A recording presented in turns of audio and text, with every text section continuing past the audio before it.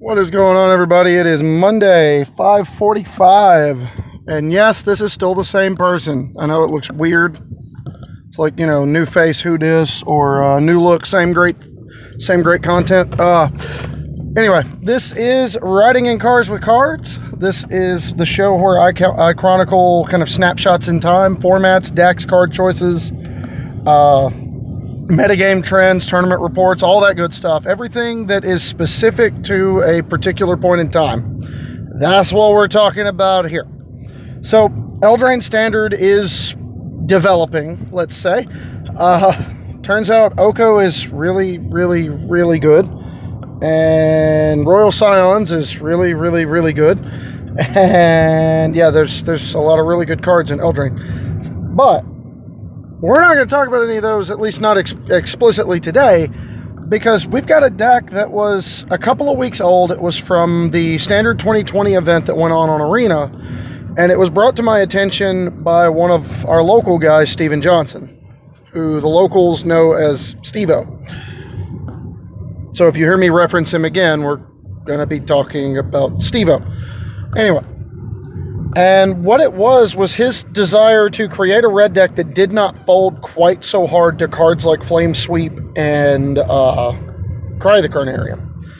Because those were the kind of de facto best removal spells, mass removal spells in Standard 2020. Because, Kaya's Wrath's real hard to cast when mana's awful. And catching up on turn 3 against Cavalcade Red is a whole lot better than catching up on turn 4. Or later, because you couldn't cast it on turn 4 because your mana sucks. So, what Steve-O ended up coming up with is a deck that kind of meshes a few philosophies together into one interesting and cohesive standard red deck. So, on the surface, it's got a lot of your typical red deck trappings for standard. The red deck we've known and loathed for the last year. Scorch Spitter takes over the Fanatical Firebrand slot. Playing 4 of those. It enables Spectacle, even if it gets blocked to death by Arboreal Grazers and Gilded Geese, however you want to say it. As a caveat, I'm positive that is going to be a card that our LGS owner is going to want to play at least a little bit, just so that he can play himself onto the table, because Goose. Anyway, Scorch Spitter gets in for 1, even if it gets blocked, which in turn enables the Spectacle on Light Up the Stage, Skewer the Critics. We're playing Shock. We're playing Experimental Frenzy. We're playing Runaway Steamkin. All those cards have had a home in Mono Red for the last year. Off and on, at least. They've had a home. It's not out of the realm of normal for those cards to be in the deck. But right now, at least, that version of Mono Red has fallen off in favor by a pretty substantial margin. You're just not getting the same kind of mileage out of it. That's not a knock on it. It's just the truth. So where do we go if we want to play that kind of Mono Red deck? The kind of Mono Red deck that's really good with Frenzy, that's, Runaway Steamkin does what its name would suggest. Yeah, how do we get there?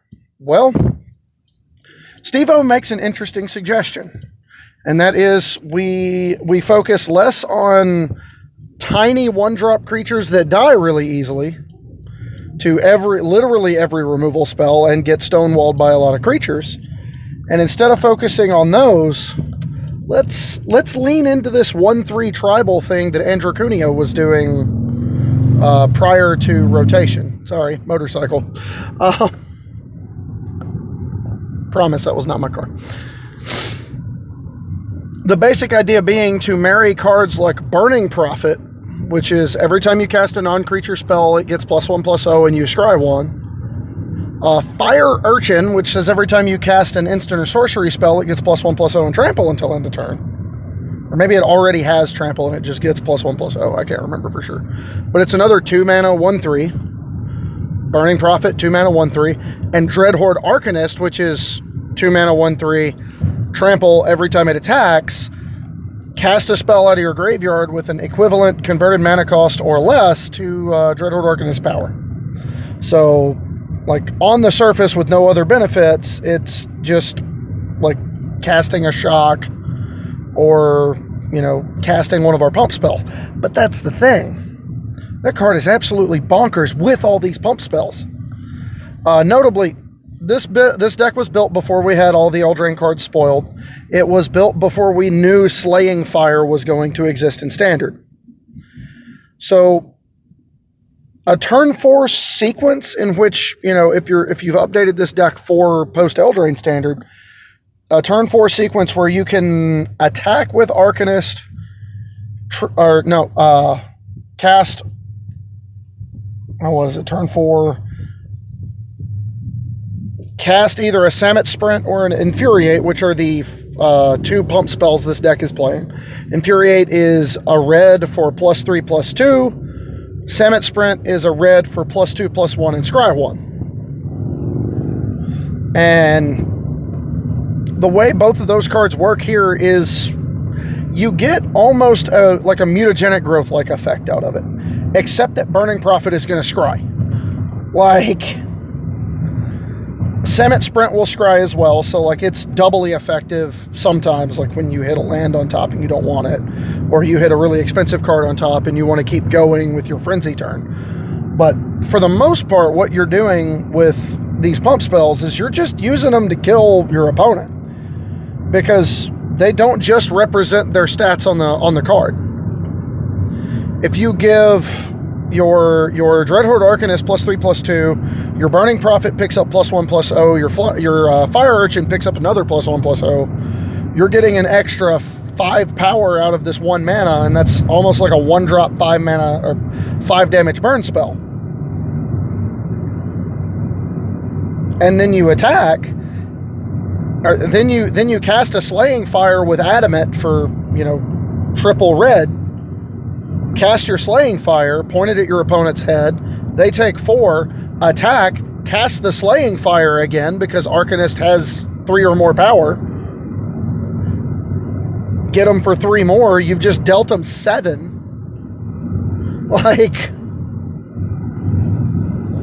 And you're attacking for now.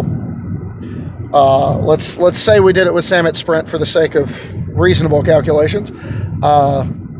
Let's see, 3, 4, 5, 6, 7, 8, 9. You've dealt them 7 and you're attacking for 9 on turn 4. You're just braining them for 16. Or clearing a bunch of blockers and just getting them for 9. Slaying Fire kills your Questing Beast, and then upon attacking kills your Murderous Rider. And then we just keep going. Keep smashing. That seems really good. To say nothing of just the pump spells in general with the creatures that we're playing. And then one other interesting little addition is Electrostatic Field, which seems out of place at first glance. And it may be one of the cards that ends up getting cut to make room for some of the other things. I know it was one of the first cards I was thinking about cutting when I looked at the list. But it does have some synergy that doesn't meet the eye immediately. Notably, you can, cast your Samet Sprint, let's say, cast your Infuriate. Well, then that Electrostatic Field is going to ping them pre-combat so that you can then cast Light Up the Stage or Skewer the Critics pre-combat with Spectacle, which is going to pump the Burning Prophet and the Fire Urchin even more. You're going to keep smashing. The best correlation I can draw to it is this deck is an attempt to bring mono red prowess from Modern into Standard. Mono red prowess in Modern, you have what is it? You have the Monastery Swiftspear, Soulscar Mage, Bedlam Reveler. Well, we don't have Bedlam Reveler in Standard. The closest thing we have to that is Rick's Mighty Reveler, which we'd have to splash black for. And I don't think that's going to be worth it because we don't have enough good black duels. And we definitely want all of our lands to make red. You want to do that, you can try it. Let me know how it goes. There is definitely a little bit of a hole in this deck at 3 mana. So, if you want to sneak a tap land into your 3-drop slot, since we're playing so many good 2s, I'm not gonna fault you for that one. I'm just saying, a turn 3 sequence where you go Arcanist, Samet Sprint, attack, cast, Light Up the Stage is already really, really dumb. So, adding access to Rick's Mighty Reveler is not like super valuable here. But I digress. The benefit to adding electrostatic field is that it enables your spectacle cards more often. And depending on how in love you are with Skewer the Critics is basically going to tell you how much you want that card, I think. If you lean more towards Slaying Fire because its 3 mana fail state is 4 damage instead of being 3, and then we're playing all these pump spells so you can still just cast it out of the graveyard with your Arcanist, like, I'm not going to fault you for that.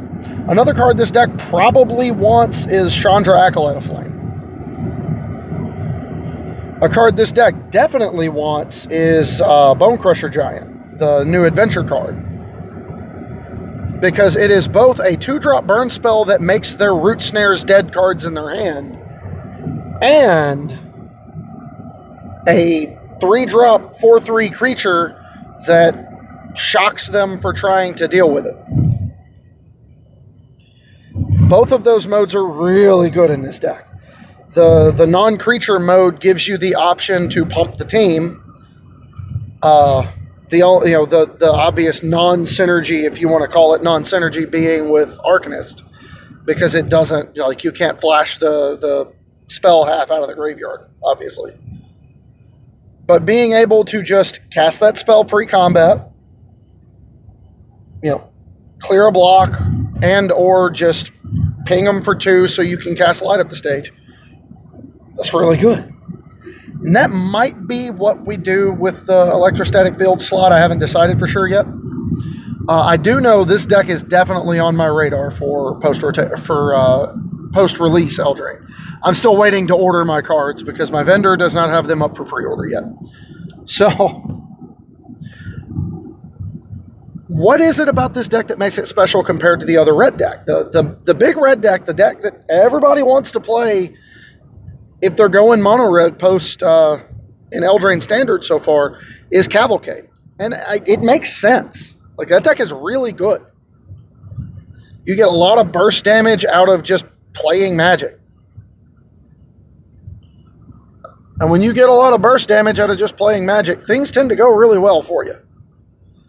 There's not really any disputing that. But you are vulnerable to sweepers.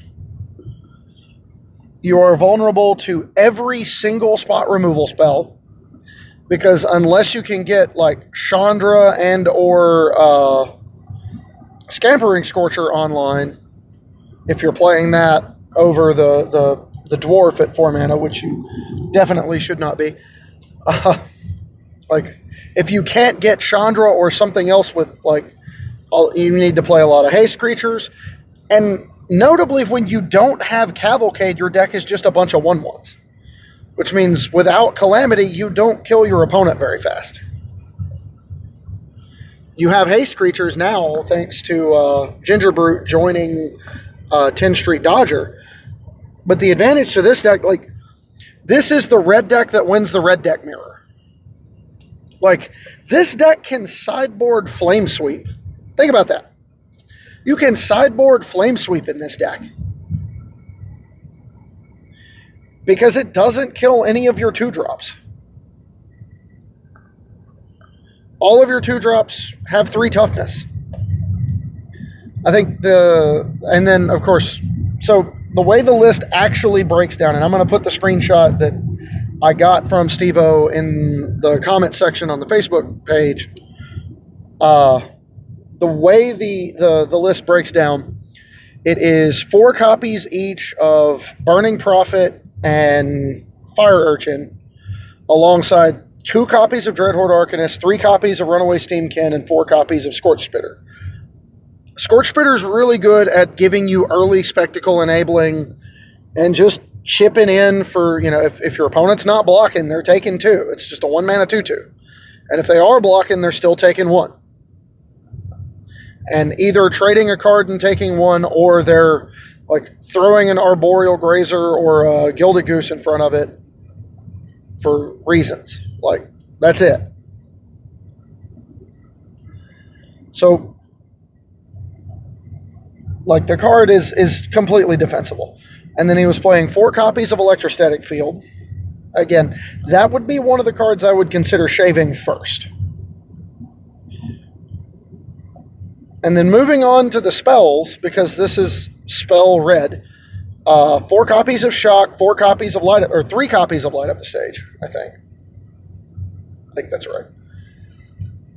Anyway, 4 copies of Shock, 3 copies of Light Up the Stage, 2 copies of Experimental Frenzy, and then 4 each of Infuriate and Samet Sprint. Now, bear in mind, this list does not play any new cards. It does not play... It's not a holdover from the old format. Like, we're not trying to do all this alongside cards like G2 Lava Runner and Wizard's Lightning and all of that nonsense. It was a deck designed to win a lot of games in the standard 2020 event on Arena. If your opponents don't have the right answers, you just run them over. They just die. That's kind of appealing in a weird sort of way. Like, you get to have these kind of burst you down, almost combo-like finishes. The lack of better burn spells in Standard is probably going to be something that's almost this deck's undoing. But being able to just field a team of creatures that is difficult to remove for the removal that's being played right now, or at least difficult to efficiently remove. Like, Murderous Rider feels bad against a bunch of 2-drop 1/3s. And that's what you are. You're like 4 Scorch Spitter, 4 Electrostatic Field, 3 Runaway Steamkin, 12 2-drop 1/3s. Or that's like 11 or 10 2-drop 1/3s. Like, none of your stuff dies to Flame Sweep except the Scorch Spitter and a small Runaway Steamkin. You're still a really good Experimental Frenzy deck, because even if you hit a bunch of creatures, if you find a Samet Sprint, one of them can still pick up a bunch of non-creature bonuses and swing. I mean, just the deck as a whole seems really, really potent. And one of the reasons I decided to use this one as today's example, as today's thing, is because Steve-O asked if I could work on it, if I could tune, if we could collaborate. And I thought, what better way to collaborate than just getting it out there and getting as many people working on it as possible? Because to me, this deck seems really interesting. Even if you don't want to go the line of Electrostatic Field, and I do not blame you a bit if you don't. Let me get that out there. I don't blame you if you don't. I think the easy include there is the Bone Crusher Giant, or you trim them to go up to 4 copies each of Steamkin and Arcanist. Maybe you trim the Scorch Spitter and you're just mono 2-drops. But all the way around, the deck just seems really, really good. It's also got the potential to be a different look at the Cavalcade deck, because a lot of times these creatures can attack as 1-power creatures, and then you can use the pump spells and whatever cards in your hand to burst them down after you chipped in for a little bit of damage. I don't think it's going to be better than the regular Cavalcade deck, but it's an interesting thing to keep in mind, like, especially if you're sideboarding with the deck against a bunch of mid-range. There's no shame in taking the line where you just blast your opponent's face off little by little until you can set up a turn that's lethal. So, I mean, that's something to keep in mind. We're tribal 2-drop 1/3s. Let's act like it.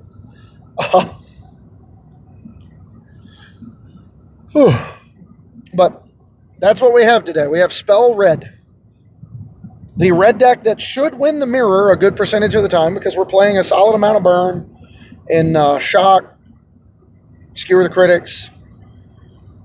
We're walling out their 1/1s with a myriad of 2-drop 1/3s, which means they're wasting multiple cards to trade with our creatures, and then we have Experimental Frenzy and Light Up the Stage.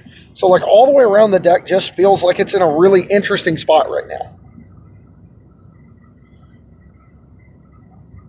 It's fast, it's powerful, it's proactive, it's aggressive.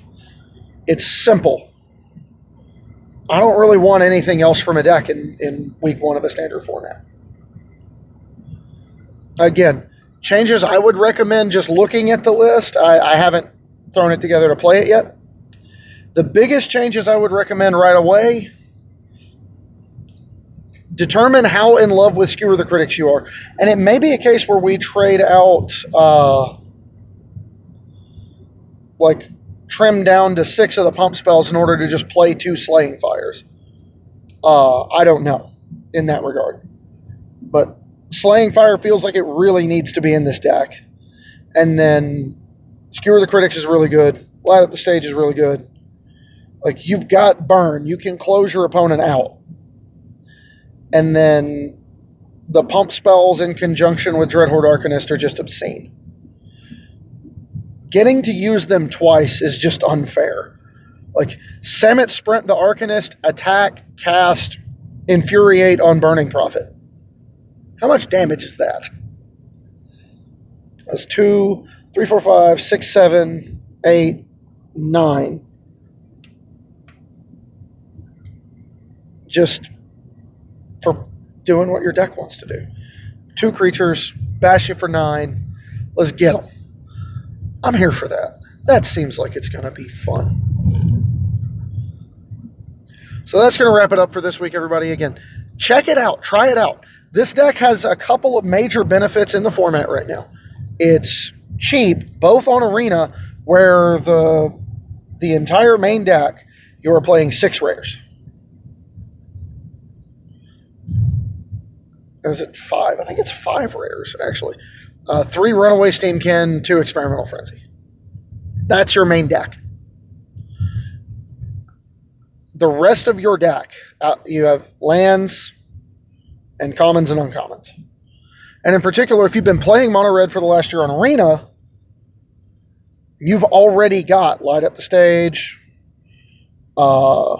Scorch Spitter, probably already got Runaway Steamkin. I mean, Burning Prophet was an inclusion. It was also a common for those of you like me who opened up a ton of War of the Spark and just have 4. Like, there's a lot of places that deck just picks up pieces from last format. And then Infuriate and Samet Sprint are both commons. Slaying Fire is an uncommon. Like, there's no reason we can't build this deck. It's really, really interesting, and I love it. On the paper side, it's also going to be super, super dirt cheap, where the most expensive card in your main deck is going to be Dreadhorde Arcanist. I think Runaway Steamkin somewhere around $2, maybe $1. Experimental Frenzy might be 3 or 4, and then I haven't checked on Dreadhorde Arcanist since I got them, but I got them at 8. So we're looking at maybe 40, 50, maybe pushing $60 to get a really aggressive, powerful red aggro deck that also lends itself well to the style of play you would adopt if you ported to Modern to play Mono Red Prowess. Which, spoilers, something I'm really strongly considering. Deck's just really good, really powerful, really fast, aggressive. I don't have to buy fetch lands right away. I'm here for it. That's the long and short of it. I'm here for it. I want to play it. So there's a strong possibility that I've already got Cavalcade Red, with the exception of the new cards, Torvald and potentially Slaying Fire. At least I think the dwarf's name is Torvald. I can't remember. Anyway, I've already got the Cavalcade Red deck built. And then this one is just going to be like a bonus. So I'll look forward to playing it. I hope you do too. We're going to be talking about a lot of monocolored stuff on here for a little while. And there's a reason for that. I am trying to create a situation where by playing this standard format, I want to stick to color combinations that I already have lands for. I don't want to get a lot of brand new stuff just for this, because it will save me money in the long run. I've already got Shocklands. I've already got Temples for Teamer colors. So I'm kind of trying to stay in that vein. And then I've got shock and lands for Grixis, which is not great, admittedly, because we only get one temple in Epiphany, and then we're playing like 12 shock lands. And then we have, if we have Grixis, we have Rakdos, and we have Dimir. And then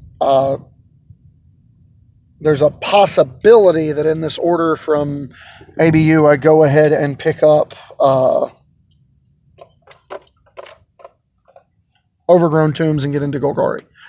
But right now, I'm looking more to stick with what I have. I'm not looking to get a whole lot of brand new stuff.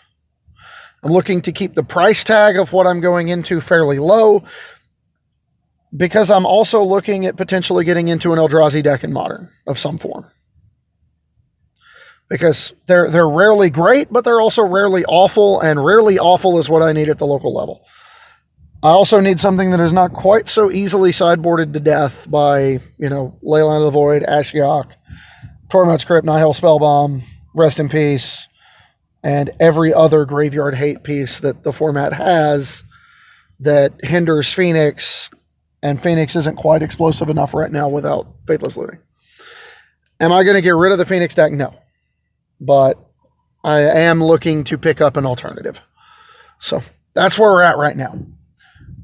So pulled in the driveway. Again, Spell Red seems like a really good choice in Standard. Lends itself well to learning how to play a modern version in Mono Red Prowess. Try it. Again, deck list, if you're watching this from the Facebook link, is going to be down in the comments. I will see if I can get the deck list to go down under the YouTube as well. And if you want your deck featured on this show, and you don't live in you don't see me on a fairly regular basis at my local, become a patron of the show. $3 or more gets you access to getting your deck published on this show. If you want to do that, you can go to patreon.com/HomewardPathMTG. The show is always going to be free. But if you like what I'm doing enough to help me keep doing it, and you want your deck published on this show, it's the easiest way to do it. Easiest way to kill two birds with one stone. Help me keep doing what I'm doing, and you get your name out there as a deck designer and or tuner. I say out there, like, still one of those like way down here kind of creators, but I still love what I'm doing, so I don't care. That's going to wrap it up for this week, everybody. We'll be back hopefully on Thursday for Homeward Path with the value of aggression, with the value of proactivity. And yeah, if I don't get the Homeward Path episode up, just bear in mind, next week or this week, my week is a little bit hectic because my daughter is having surgery to have the fusion of her soft palate at the back of her mouth. She's having surgery Friday morning. So if I do the Homeward Path episode this week, I've got to get it up Thursday night because we got to leave early in the morning on Friday. And then I am going to be either in the hospital with her or at home with the other two children, depending on how Sarah feels about the whole situation. Like, if Esther is recovering well and everything seems like it's on track for her to go home normally, I will probably just leave and take the boys home. If things go south, heaven forbid things go south, I am not leaving that hospital room. So we may not get one of these next week, depending on how things go with surgery. But anyway, thanks again for watching. If you have, or listening, if that's how you consume the media, we'll hopefully catch you Thursday with bringing the value of proactivity, the law of average rent. I don't know. I'll come up with a funny title later on Thursday, and we'll go from there. Thanks again.